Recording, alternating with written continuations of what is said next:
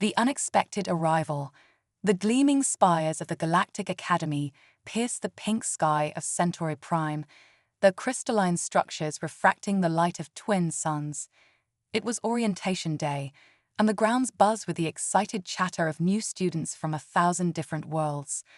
Hover cars and personal shuttles deposited a menagerie of alien life forms, each more bizarre than the last. Amidst this cosmic carnival, a lone human girl stood frozen in awe and confusion. Zara Chen, age 17, blinked her brown eyes rapidly, convinced she must be dreaming. Just moments ago, she had been walking into her first day of community college back in suburban Ohio. Now, impossibly, she found herself on an alien world. "This can't be happening," Zara muttered, pinching herself for the dozenth time. The pain was real, as was the growing sense of panic in her chest. She clutched her backpack tightly, its familiar weight the only thing grounding her in this surreal situation. A willowy alien with iridescent skin floated past, giving Zara a curious look with its compound eyes. "Are you lost, little mammal?" it asked in a musical voice. "The petting zoo is in the biology wing." Before Zara could stammer out a response, a booming voice echoed across the grounds. "All new students report to the Grand Auditorium for orientation." I repeat, all new students to the Grand Auditorium. The crowd began to move, and Zara found herself swept along. She considered trying to find someone in charge to explain that there had been some terrible mistake. But a small part of her, the part that had always dreamed of adventure beyond her small-town life, whispered, "Go with it. This is the chance of a lifetime." The Grand Auditorium lived up to its name. Zara gasped as she entered a vast chamber that seemed to defy the laws of physics. The ceiling, if there was one, was lost in a swirling nebula of colors. Thousands of seats arranged in concentric circles descended towards a central stage that appeared to be a miniature sun. Zara found an empty seat between a bulbous creature with tentacles for arms and a being that seemed to be made entirely of shimmering gas. She tried to make herself as small as possible, acutely aware of how out of place she was. A hush fell over the crowd as a figure materialized on the central stage. It was tall and vaguely humanoid, with skin like polished obsidian and eyes that glowed with inner light. When it spoke, its voice resonated not just in Zara's ears, but in her mind as well. "Welcome, bright minds of the galaxy, to the Galactic Academy. I am Arkanzix, your headmaster. For millennia, this institution has been the pinnacle of cosmic education, producing the greatest thinkers, leaders, and innovators across the known universe." The Archon's gaze swept across the auditorium, and Zara could have sworn those luminous eyes lingered on her for a moment. "You have been chosen because you represent the best and brightest of your respective species. The challenges you will face here will push you to your limits and beyond. But know this, what you learn here will shape the future of the galaxy itself." As the orientation continued, Zara's mind raced. How had she ended up here? Was it some cosmic clerical error? Or was there more to her ordinary human life than she had ever suspected? Her musings were interrupted by a commotion near the stage. A group of official-looking aliens were clustered around a holographic display, gesticulating wildly. Zara couldn't hear what they were saying, but their agitation was clear. Suddenly, the Archon's voice boomed out again, but this time with a note of confusion. "It seems we have an unexpected addition to our student body this year. Would Zara Chen of Earth please come to the stage?" All eyes in the vast auditorium turned towards Zara. She felt her face burn as she stood on shaky legs. The walk to the center stage felt like it took years, each step echoing in the sudden silence. As she approached, she could hear the officials arguing in hushed tones. Impossible. Humans aren't part of the Galactic Confederation. Must be some mistake in the quantum enrollment system. Can't send her back now. The timelines have already merged. The Archon raised a hand, silencing the debate. It turned to Zara, those mesmerizing eyes studying her intently. "Zara Chen of Earth," it said, its mental voice tinged with curiosity. It seems the universe has chosen you for a unique purpose. Tell me, how did you come to be here? Zara swallowed hard, her voice barely a whisper. I don't know. One minute I was walking into my community college, the next I was here. I thought it was a dream at first. A ripple of murmurs spread through the crowd. The Archon was silent for a long moment, then nodded as if coming to a decision. The ways of the cosmos are often mysterious, even to beings as advanced as ourselves. If you have been brought here, it must be for a reason. It turned to address the entire auditorium. Students of the galaxy, it seems we have a unique opportunity before us. For the first time in the history of the Galactic Academy, we will be welcoming a student from Earth, a planet not yet part of our greater cosmic community. The announcement was met with a mixture of excited whispers and outraged exclamations. Zara felt dizzy, overwhelmed by the magnitude of what was happening. One of the officials, a being with 4 arms and blue scales, stepped forward. Archon, with all due respect, this is unprecedented. The human has none of the prerequisite knowledge. Our curriculum is designed for the most advanced minds in the galaxy. How could she possibly keep up? The Archon's eyes gleamed with what Zara thought might be amusement. Are you suggesting, Professor San, that our vaunted institution is not up to the challenge of educating one human girl? Perhaps this will be a learning experience for us all. It turned back to Zara, its mental voice taking on a gentler tone. Zara Chen of Earth, the path before you will not be easy. You will be asked to learn things beyond your wildest imagination, to compete with beings whose intelligence may seem godlike to you. But you also have the opportunity to show the galaxy what humanity is truly capable of. Are you willing to accept this challenge? Zara's mind reeled. Part of her wanted to say no, to beg to be sent home to the safe, familiar world she knew. But a stronger part, the part that had always yearned for something more, stepped forward. She squared her shoulders and looked the Archon in its shimmering eyes. I accept, she said, her voice stronger than she felt. The Archon nodded, a hint of a smile playing its alien features. Then let it be so. Zara Chen of Earth, I hereby declare you a full student of the Galactic Academy. May your journey here enlighten not only yourself, but all of us. As the auditorium erupted into a cacophony of reactions, Zara stood on the stage, her heart pounding. She didn't know what the future held, but she knew one thing for certain: her life would never be the same again. The orientation concluded with a flurry of announcements and instructions that Zara could barely follow. As the crowd began to disperse, she found herself surrounded by curious alien students, all talking at once in a babble of languages that somehow translated in her mind. Is it true your species still uses combustion engines? I heard humans can't even telepathically communicate. Is that true? Do you really only have one heart? How inefficient. Zara was saved from the barrage of questions by the arrival of a hovering drone. It beeped officiously, projecting a holographic message. Zara Chen, please follow for dormitory assignment and class schedule. Grateful for the excuse to escape, Zara followed the drone out of the auditorium.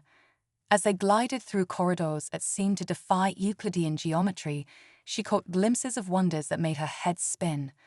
Laboratories where students manipulated pure energy with their minds, libraries containing the accumulated knowledge of 1,000,000 worlds, and lecture halls where the laws of physics themselves seemed to be mere suggestions. Finally, they arrived at a door that writhed open at their approach. Inside was a small but comfortable room, with furnishings that seemed to adapt to Zara's presence. The drone projected her class schedule into the air, a bewildering array of subjects like advanced quantum harmonics and practical applications of 11-dimensional mathematics. As the reality of her situation truly sank in, Zara sank onto the bed, which obligingly adjusted to her body type. What have I gotten myself into? She wondered aloud. But as she looked out the window at the alien landscape and the infinite stars beyond, a smile tugged at her lips. Whatever challenges lay ahead, Zara Chen was ready to show the galaxy what one human girl could do. Cultural clashes and unlikely friendships. The first week at the Galactic Academy was a whirlwind of confusion and wonder for Zara. Each day brought new challenges that tested not just her intellect, but her very understanding of reality. She quickly learned that in this place, the impossible was merely Tuesday's homework assignment. In fundamental energy manipulation, Zara watched in awe as her classmates effortlessly reshaped matter with their minds. When it was her turn, she stared at the lump of alien metal before her, willing it to change shape. After several minutes of intense concentration, she managed to make it wobble slightly. The instructor, a being of pure energy contained in a humanoid force field, gave her what she hoped was an encouraging crackle. Quantum linguistics proved equally baffling. The professor, a hive mind of crystalline insects, expected students to communicate in all 12 dimensions simultaneously. Zara, limited to her three-dimensional vocal cords, felt like a toddler trying to recite Shakespeare. But it was in cosmic history and galactic politics that Zara faced her greatest challenge yet. As she entered the massive lecture hall, a hush fell over the alien students. Professor San, the blue-scaled, four-armed being who had objected to her enrollment, stood at the podium. His upper eyes narrowed as Zara took her seat. Today, Professor San announced, his voice dripping with disdain, we will discuss the Galactic Confederation's policy on pre-spaceflight civilizations. Can anyone tell me why such primitive species are kept isolated from the greater galactic community? A forest of appendages rose. Sam pointed to a jellyfish-like creature floating near the front. To prevent cultural contamination and allow for natural development, it burbled. Correct, Hassan nodded. Primitive species lack the mental and technological capacity to interact with advanced civilizations without suffering severe societal trauma. They must be allowed to evolve at their own pace. Zara felt her face grow hot as several students turned to stare at her. She raised her hand, surprising even herself. Yes, Miss Chen. Sam's tone made it clear he expected little from her answer. Zara stood, her heart pounding. With all due respect, Professor, I disagree with that assessment. Humanity may not have faster-than-light travel, but we've made incredible advancements in science, art, and philosophy. We've unraveled the human genome, explored the depths of our oceans, and sent probes beyond our solar system. We're ready to join the galactic community. The lecture hall erupted in a mix of shocked gasps and intrigued murmurs. Professor Xan's scales flushed a deeper blue. Your species still engages in tribal warfare, he countered. You pollute your planet and squabble over dwindling resources. You can barely agree on a unified planetary government, let alone participate in galactic affairs. Zara felt a surge of defiance. We're not perfect, but we're learning and growing every day. Humanity's greatest strength is our adaptability and creativity. Given the chance, we could contribute great things to the galaxy. Creativity, Sam scoffed. What use is that in the face of cold, hard scientific facts? It's the foundation of all progress, Zara argued, warming to her subject. Creativity allows us to approach problems from new angles, to imagine solutions that don't yet exist. It's the reason we've survived and thrived despite our limitations. The professor opened his mouth to retort, but was interrupted by a chime signaling the end of the lecture. As students filed out, many gave Zara curious looks. She slumped in her seat, exhausted by the confrontation. That was most illuminating, a melodious voice said beside her. Zara looked up to see a tall, willowy alien with skin that shimmered like the surface of a soap bubble. I'm Lyra. Your perspective on creativity is intriguing. Thanks, Zara smiled, grateful for the friendly face. I'm just tired of being treated like some backward primitive. Lyra's skin rippled in what Zara guessed was the alien equivalent of a shrug. Many here are set in their ways, but some of us are curious about new ideas. Would you like to join my study group? I think we could learn much from each other. Zara's face lit up. I'd love to. Over the next few weeks, Zara found herself part of an eclectic group of alien misfits. There was Lyra, whose species communicated primarily through color changes and light patterns. Zork, a silicon-based life form who thought in pure mathematics and struggled with abstract concepts. And Blorp, an amorphous blob who could reshape its body at will, but had trouble maintaining a consistent form long enough to use most technology. Together, they tackled the Academy's challenging curriculum, each bringing their unique strengths to the group. Zara was surprised to find that her primitive human perspective often provided insights her alien friends hadn't considered. In one memorable theoretical xenobiology class, they were tasked with designing a life form that could survive on a methane-based world with crushing gravity. While her classmates focused on complex biological adaptations, Zara suggested a simple, flat creature that could glide on the dense atmosphere like a living kite. Fascinating, the instructor mused, its tendrils waving in excitement. An elegant solution using the environment itself as an advantage. 5 points to Earth. But not all of Zara's ideas were met with such enthusiasm. In advanced propulsion systems, her suggestion of using slingshot maneuvers around celestial bodies to gain speed was dismissed as quaint, and her attempt to introduce the scientific method in psychic energy fundamentals nearly caused a riot. But how can you be sure it works if you don't test it repeatedly under controlled conditions? Zara argued. The instructor, a cloud of psychically charged plasma, crackled with indignation. Child, when you can bend reality with your mind, you don't need to test anything. Despite the setbacks, Zara found herself thriving on the challenges. Each small victory, each new concept mastered, filled her with a sense of accomplishment she'd never known back on Earth. And as the weeks passed, she noticed a subtle shift in how she was perceived. Students who had once dismissed her began to seek her out, curious about her unique way of thinking. Even some instructors started to see value in her unconventional approaches. But not everyone was pleased with Zara's growing influence. Professor San, in particular, seemed to take her success as a personal affront. He never missed an opportunity to highlight her shortcomings or dismissively refer to primitive human notions. The tension came to a head during a crucial project in interdimensional communications. Teams were tasked with developing a method to send messages between parallel universes. Zara's group had been making good progress, combining Lyra's knowledge of light-based communication, Zork's mathematical prowess, and Blorp's ability to vibrate at multidimensional frequencies. Zara's contribution was the idea of using quantum entanglement as a bridge between realities. It was a long shot, but they were excited by the potential. As they prepared for their presentation, Professor San approached their workstation. "I do hope you're not still entertaining Ms. Chen's laughable theories," he said, eyeing their work with disdain. "Quantum entanglement for interdimensional communication. Preposterous. You do well to stick to established methods if you want to pass this class." Zara felt a familiar surge of frustration, but before she could respond, Lyra's skin flashed a defiant pattern of colors.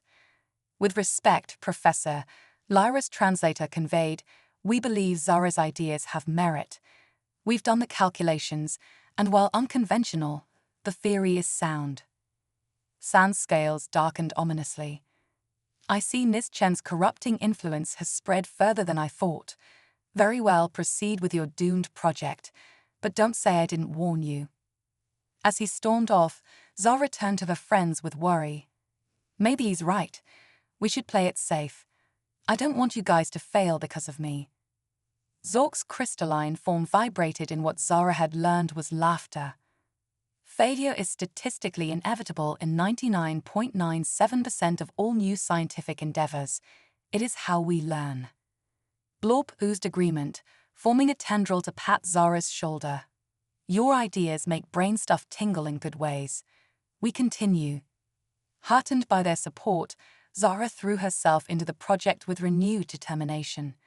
As the deadline approached, they worked tirelessly, refining their theories and running countless simulations. On the day of the presentation, Zara felt a mix of excitement and terror as they prepared to demonstrate their device. The class watched in tense silence as Zara activated the interdimensional communicator. For a moment, nothing happened. Then, with a sound like reality itself clearing its throat, a shimmering portal appeared above the device. Through it, they could see themselves, but slightly different. Parallel versions of Zara, Lyra, Zork, and Blorp stared back in equal amazement. The classroom erupted in cheers and exclamations of awe. Even Professor San seemed grudgingly impressed, though he quickly covered it with a scowl. As the excitement died down and the portal closed, Zara was surrounded by classmates eager to learn more about her primitive human ideas. She caught Professor Xan's eye across the room and gave him a small, defiant smile. The message was clear. Humanity had something to offer the galaxy after all. That night, as Zara lay in her adaptable alien bed, she reflected on how far she'd come. She was no longer just surviving at the academy, she was beginning to thrive.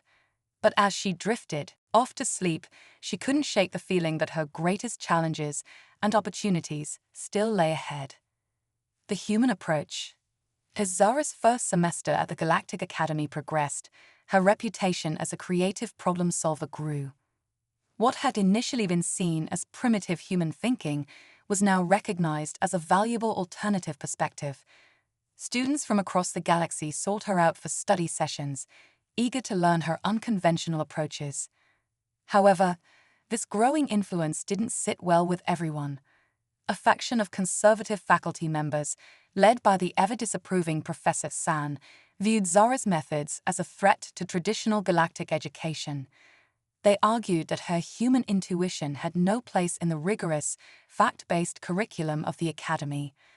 The brewing tension came to a head when the Academy announced its annual Cosmic Challenge, a grueling multidisciplinary test that pushed students to their intellectual limits. This year's challenge was particularly daunting. Develop a solution to stabilize a dying star system on the brink of collapse. As Zara and her diverse group of friends, Lyra, Zork, and Blorp, huddled around a holographic display of the doomed system, the magnitude of the task became clear. The star's core is depleting rapidly, Zork calculated, his crystalline form vibrating with concern. At current rates, total collapse will occur in approximately 47 galactic standard days. Lyra's skin rippled with anxious colors, and with collapse, the destruction of 5 inhabited worlds and countless species. Blorp oozed thoughtfully. Conventional solution, evacuate populations, but logistically impossible in given time frame. Zara chewed her lip, a habit her alien friends had come to recognize as her thinking face. There's got to be another way. We're missing something. For days, they worked tirelessly, exploring every possible solution their advanced knowledge could conjure. They considered everything from controlled fusion reactions to space-time manipulation, but every approach fell short. As the deadline loomed, tension in the Academy reached a fever pitch. Teams of the galaxy's brightest minds worked around the clock, fueled by stimulants and sheer determination. Rumors spread of mental breakdowns and quantum nervous system crashes. It was during one particularly frustrating late-night session that Zara had her breakthrough. She had stepped away from the holo display, rubbing her tired eyes, when her gaze fell on a neglected cup of coffee, or rather the closest alien approximation. "Wait a minute," she muttered, an idea sparking in her mind. She rushed back to the display, startling her half-asleep teammates. "Guys, we've been thinking about this all wrong," Zara exclaimed, her eyes bright with excitement. "We've been trying to stop the star from dying, but what if instead we help it die faster?" Her friends stared at her in confusion. Lyra's skin turned a baffled shade of puce. "Accelerate the destruction." "Zara, are you suffering from oxygen deprivation?" But Zara was already manipulating the holographic model, her fingers flying as she explained. "Look, it's like a cup of coffee. If it's too hot to drink, you can wait for it to cool naturally, or you can stir it to cool it faster." Blorp burbled, catching on. Zork's crystalline structure vibrated as he processed the idea. Fascinating. By controlled acceleration of the star's fusion processes, we could theoretically trigger a rapid expansion and cooling phase, bypassing the destructive collapse altogether. They worked feverishly to refine the concept, combining Zora's intuitive leap with their advanced scientific knowledge. As dawn broke, they had a workable theory. Using precisely calibrated energy pulses, they could guide the star through an accelerated life cycle, transforming it into a stable red giant that could sustain life in the system for billions of years to come. When they presented their solution to the Academy board, the reaction was mixed. Many were intrigued by the innovative approach, but others, including Professor San, were skeptical. "This is preposterous," Sam sputtered, his scales flushing a deep indigo. "You propose to save a star system by essentially killing the star faster. It's brilliant," interrupted Arkansas, its eyes glowing with interest. "A truly novel approach that challenges our preconceptions. This is precisely the kind of thinking the Cosmic Challenge was designed to inspire." As word of their solution spread, Zora and her team found themselves at the center of a galactic controversy. Conservative factions decried the plan as reckless and unproven, while others hailed it as a paradigm shift in stellar engineering. The debate raged for days, but with time running out for the doomed star system, a decision had to be made. In a tense meeting of the Galactic Council, broadcast across the cosmos, arguments were heard from both sides. Zora stood before beings of unimaginable power and intelligence, her heart pounding but her voice steady. "I know our method seems counterintuitive," she said, "but sometimes the best way forward is to embrace a new perspective.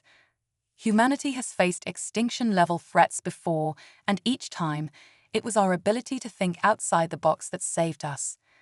We're offering that same creativity to save not just one world, but an entire system of worlds." There was a long, pregnant pause after her speech. Then, slowly, one by one, the council members nodded their assent. The plan was approved. What followed was a flurry of activity unlike anything Zara had ever experienced.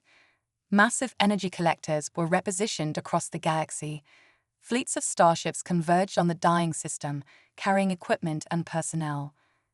On the day of implementation, Zara stood with her team in the Academy's central control room, surrounded by the greatest scientific minds in the galaxy. As the countdown reached 0, she held her breath, praying that her human intuition hadn't led them all astray. The energy pulses fired. For one terrifying moment, the star seemed to flare dangerously. Alarms blared, and Zara felt the weight of 1,000 alien eyes upon her.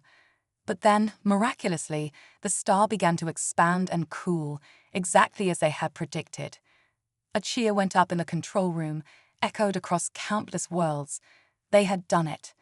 The star system was saved, and billions of lives with it. In the days that followed, Zara found herself hailed as a hero across the galaxy. The success of her human approach had not only solved the immediate crisis, but had opened up new avenues of research and exploration. Even Professor San, grudgingly impressed, had to admit that perhaps there was value in the human perspective after all. Though, he added with a sniff, "I still maintain that a more traditional approach would have been less nerve-wracking." As the excitement began to die down, Zara sat with her friends, watching the newly stabilized star system on a view screen. Lyra's skin shimmered with colors of contentment, Zork hummed with mathematical satisfaction, and Blorp had shaped itself into a celebratory sculpture. "You know," Zara said thoughtfully, "back on Earth, we have a saying, necessity is the mother of invention. I guess that's true even on a galactic scale." Blorp gurgled in agreement. "Human sayings strange, but this one good. More please." Zara laughed, feeling a wave of affection for her bizarre alien friends. As she launched into an explanation of Earth idioms, much to their confusion and delight, she realized that she had found her place in the cosmos. Here, at the intersection of human creativity and alien knowledge, was where the future would be shaped. But little did Zara know that her greatest challenge, and the true test of humanity's place in the galactic community, was yet to come. Galactic consequences. The success of Zara's unconventional solution to the dying star crisis sent shockwaves through the galactic community. What had started as a controversial academic exercise had turned into a paradigm shift in cosmic problem-solving. Across the galaxy, scientists and policymakers began to re-examine long-held beliefs, wondering what other obvious solutions they might have overlooked. For Zara and her friends, life at the Galactic Academy took on a new intensity. They found themselves at the center of a whirlwind of attention, both positive and negative. Many students and even some faculty members sought them out, eager to learn more about human intuition and how it could be applied to other fields of study. But not everyone was thrilled with this turn of events. The conservative faction, still led by the ever-obstinate Professor San, viewed the growing influence of human thinking as a threat to the established order. They argued that one lucky solution didn't justify a pending millennia of tried-and-true galactic methods.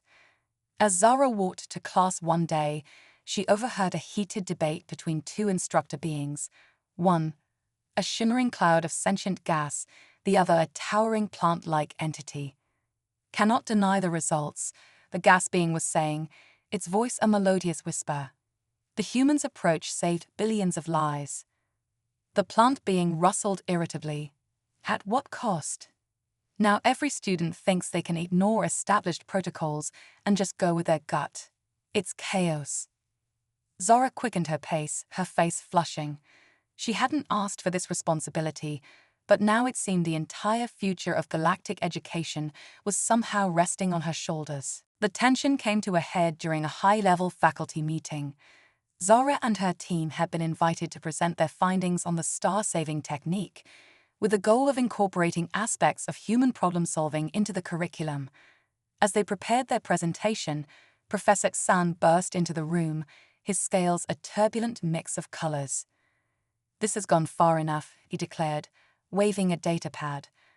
"I've compiled a report detailing the potential dangers of implementing these human methods on a wide scale. The risks are simply too great." Arcton Zix, who was chairing the meeting, fixed Axan with a penetrating gaze. "And what risks might those be, Professor?" Axan launched into a tirade, his multiple arms gesticulating wildly. Unpredictability, lack of reproducibility, the potential for catastrophic failure if a hunch proves wrong.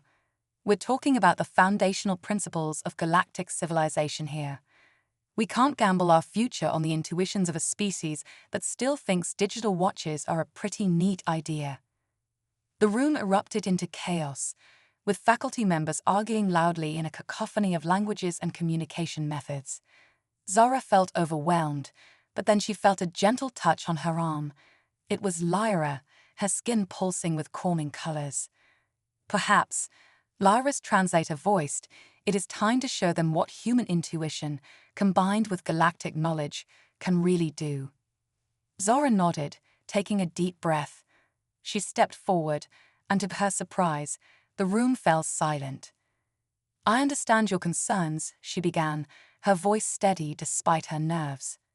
"Believe me, no one is more aware of humanity's limitations than I am, but that's exactly why our perspective is valuable. We've had to innovate and adapt just to survive on our little blue planet. And now, with access to the incredible knowledge and technology of the galaxy, imagine what we could achieve together." She gestured to her friends. "Look at us. A human, a light being, a silicon life form, and a shapeshifter. We come from completely different worlds, with different ways of thinking.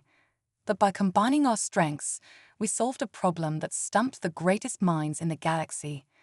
Isn't that what the Galactic Academy is all about? Learning from each other, pushing the boundaries of what's possible." The room was silent for a moment. Then, slowly, heads began to nod. Even some of San's supporters looked thoughtful. Arkanzik's eyes gleamed with approval. "Well said, Zora of Earth. I believe you've made a compelling case for the value of diversity in thought and approach." However, it added, turning to address the whole room, Professor Xan's concerns are not without merit. We must proceed carefully, integrating new methods while maintaining the rigor and reliability of our established systems. The meeting concluded with a compromise. A pilot program would be established to explore the integration of human problem-solving techniques into select courses. Zara and her team would work closely with faculty members to develop a curriculum that balanced innovation with academic rigor. As they left the meeting, Zara felt a mix of relief and trepidation. They had won a victory, but the real work was just beginning. Over the following weeks, Zara threw herself into the pilot program. She worked tirelessly with instructors from various disciplines, helping them understand how human creativity could complement their advanced knowledge. It was challenging work, often frustrating, but also deeply rewarding. One particularly memorable session involved teaching a class of energy beings how to brainstorm. The concept of throwing out wild ideas was initially met with confusion and even some alarm. One student accidentally overloaded and briefly became a small supernova. But as they got the hang of it, the energy beings began to generate truly revolutionary ideas for new forms of cosmic architecture. However, as news of the Academy's experiments spread, it sparked a larger debate across the galaxy. Some worlds embraced the idea of human-inspired innovation, eager to see what new advancements it might bring. Others reacted with fear and suspicion, seeing it as a threat to their way of life. On a distant planet of machine intelligences, there were calls to cut ties with the Galactic Confederation entirely rather than risk contamination by irrational human thought. Meanwhile, on a world of psychic fungi, there was a movement to invite more humans to settle there in the hopes of stimulating new forms of mental expansion. As the controversy grew, Zara found herself thrust into the role of unofficial ambassador for humanity. She was invited to speak at conferences, participate in debates, and even address the Galactic Senate. It was a far cry from the community college student she had been just months ago. Throughout it all, her friends stood by her side.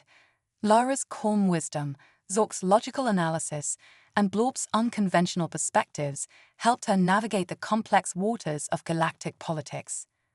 But not everyone was content to debate with words. One evening, as Zara was returning to her dormitory after a late study session, she was confronted by a group of alien students. Their leader, a crystalline being with a harsh, grating voice, stepped forward. "You and your human intuition don't belong here," it said, shards of light refracting menacingly from its body. "You're disrupting thousands of years of tradition. It's time you learned your place." Zara's heart raced, but she stood her ground. "And what place is that?" she asked, trying to keep her voice steady. "Back on your primitive little world," the crystal being sneered, advancing threateningly. Just as Zara thought she might have to test whether her human muscles were a match for alien physiology, a familiar voice rang out. "I believe," said Professor San, stepping out of the shadows, "that the student's place is in their dormitory at this hour, as is yours," he added pointedly to the group of aliens. The would-be attackers hesitated, then scattered, leaving Zara alone with her unlikely savior. "Thank you, Professor," she said, surprised. San's scales shifted in what might have been embarrassment. "Yes, well, while I may disagree with your methods, Miss Chen, I cannot condone violence or intimidation. Besides," he added with a hint of his old sneer, "I look forward to debating you again in class. It would be a shame to lose such an interesting perspective." As Zara watched him walk away, she realized that change was coming to the galaxy, whether it was ready or not. And somehow, improbably, she found herself at the very center of it all. But even as she grappled with these galactic consequences, a new crisis was brewing, one that would challenge not just Zara, but the entire concept of human-alien cooperation. The true test of humanity's place in the cosmos was about to begin. A new era of cosmic cooperation. As Zara's second year at the Galactic Academy began, the ripples of human influence had spread far beyond the classroom. The integration of human problem-solving techniques into various fields of study had led to breakthroughs in everything from quantum engineering to psychic agriculture. But with these advances came new challenges and unforeseen consequences. One crisp morning, as Zara and her friends were enjoying breakfast in the Academy's grand dining hall, each consuming their uniquely adapted nutrient sources, an urgent announcement crackled over the communication system. All senior students and faculty to report to the grand auditorium immediately. This is not a drill. Repeat, this is not a drill. Exchanging worried glances, Zara and her companions rushed to the auditorium. They found it already packed with beings from across the galaxy, a cacophony of worried voices and agitated appendages. Archon Zix materialized on the central stage, its usually serene features etched with concern. "Silence, please," it commanded, and the room fell quiet. "We face a crisis unlike any in recent galactic history. A quantum fluctuation in the fabric of space-time, exacerbated by recent large-scale energy manipulations, threatens to create a cascade of temporal anomalies across multiple star systems." A holographic display appeared, showing a web of glowing lines connecting various planets. Red spots began to appear, spreading like a virus. If left unchecked, Zix continued, these anomalies could lead to the complete unraveling of causality in the affected regions. Entire civilizations could be wiped from existence or trapped in endless time loops. The auditorium erupted in panic. Zara felt a chill run down her spine as she grasped the magnitude of the threat.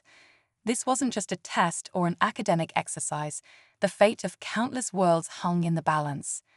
Professor Xan stepped forward, his scales a somber blue. "We've assembled the finest minds in temporal physics to address this crisis.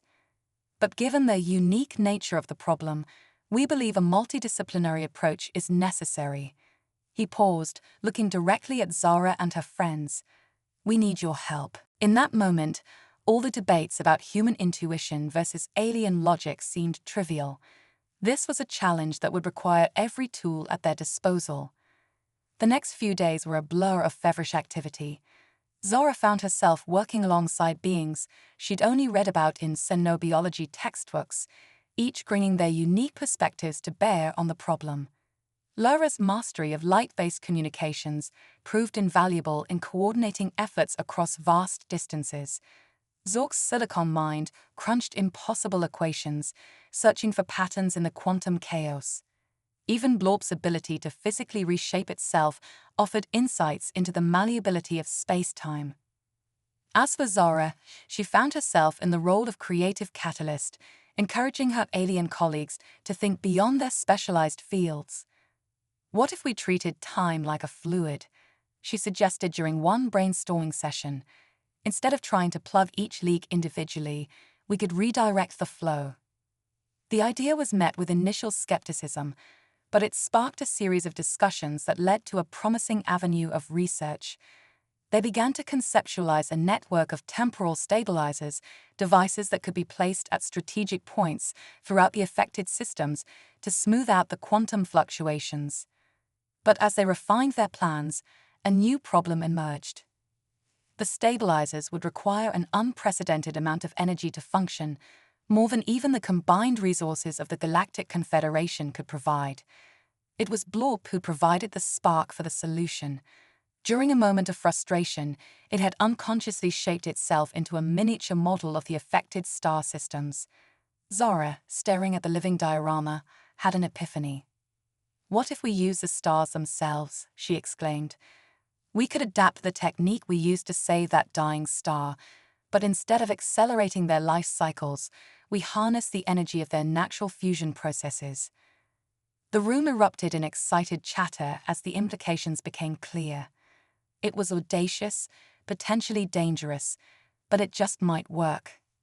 As the plan took shape, Zara was struck by how seamlessly human and alien ideas had merged. The final design for the temporal stabilization network was a true galactic collaboration, combining cutting-edge alien technology with human-inspired creative solutions. The day of implementation arrived with a sense of tense anticipation. In the Academy's central control room, beings from 1,000 worlds worked side by side, each playing their part in the complex operation. Zara stood at a console, Lyra, Zork, and Blork beside her, ready to monitor the human-inspired components of the system. As the countdown reached 0, Zara held her breath. Across the galaxy, the temporal stabilizers activated, drawing power from the stars themselves. For a heart-stopping moment, nothing seemed to happen. Then, slowly, the angry red spots on the holographic display began to fade. A cheer went up in the control room, echoed across countless worlds. They had done it.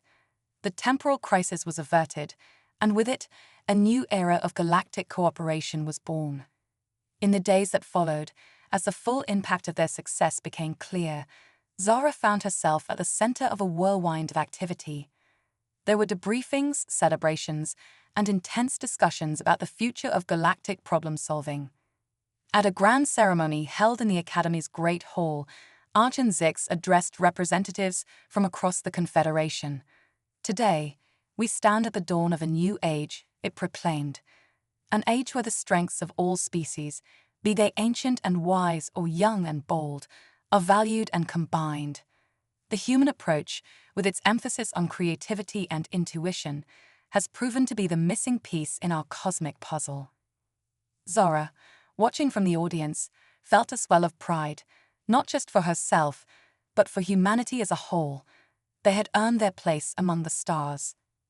As the ceremony concluded, she found herself approached by a familiar blue-scaled figure. Professor San regarded her with what could almost be described as respect.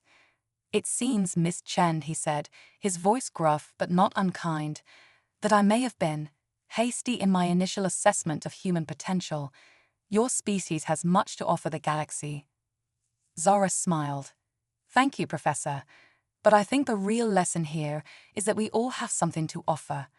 It's by working together, combining our different strengths and perspectives, that we can achieve the impossible." San nodded thoughtfully. "Indeed. Perhaps it is time we revised our curriculum to reflect this new reality. Would you and your friends be interested in helping to design a new course? We could call it Integrated Galactic Problem Solving." As Zara enthusiastically agreed, she realized that this was just the beginning. The galaxy was vast, full of wonders and challenges beyond imagination. But with human creativity working hand in hand, or tentacle, or pseudopod, with alien knowledge, there was no limit to what they could achieve. The cosmic classroom was open, and lessons were just beginning.